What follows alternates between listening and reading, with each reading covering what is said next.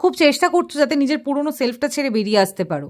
হাজার চেষ্টা করার পরও মনে হচ্ছে তুমি প্যাটার্ন ব্রেক করতে পারছো না, মনে হচ্ছে তোমাকে পুরনো প্যাটার্নের মধ্যে কেউ আটকে রেখেছে। নিজের লাইফে কোনো রকম কোনো ট্রান্সফরমেশন দেখতে পাচ্ছ না। যদি তুমি এমন কেউ হও যে নিজের ওল্ড সেলফটা ছেড়ে বেরিয়ে আসতে চাইছো, তাহলে আজকের ভিডিও তোমাদের জন্য।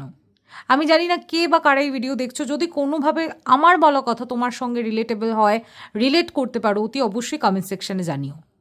খুব সাধারণ একটা এক্সাম্পল দিচ্ছি, দেখবে রাস্তার কুকুর, তুমি তাদেরকে খেতে দাও, ডেলি বেসিসে একই সময় তাদেরকে তুমি একই জায়গায় দেখতে পাবে।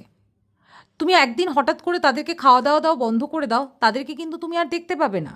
হার্ডলি 1-2 দিন দেখতে পারো, তারপরে কিন্তু তারা বুঝে যাবে তুমি আর অ্যাটেনশন দিচ্ছ না, তারা সে জায়গায় আসাও বন্ধ করে দেবে।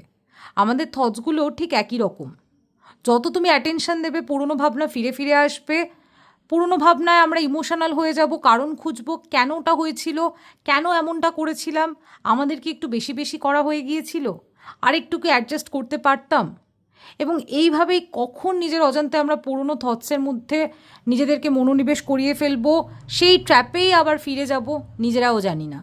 তাই যখনই পুরনো থটস রিসারফেস করবে, চলে আসবে, সেটাকে সঙ্গে সঙ্গে রিজেক্ট করতে শেখো। বারবার রিজেক্ট করো। যতবার জল না দেওয়ার ফলে একটা গাছের পাতা শুকিয়ে যায়, তেমনই এগুলোকেও রিজেক্ট করতে শেখো।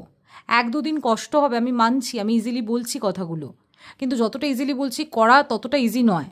কিন্তু তোমাকে নিজেকে নিজে প্রুফ করতেই হবে, নিজের কাছে প্রুফ করতে হবে, কাউকে তোমায় প্রুফ দিতে হবে না। একটা কথা জেনে রেখো, যেদিকে তুমি মনোযোগ দেবে সেদিকেই কিন্তু শক্তি প্রবাহ হবে। তাই এমন কিছু নেই যা তোমার করার বাইরে, সবটাই তুমি পারো।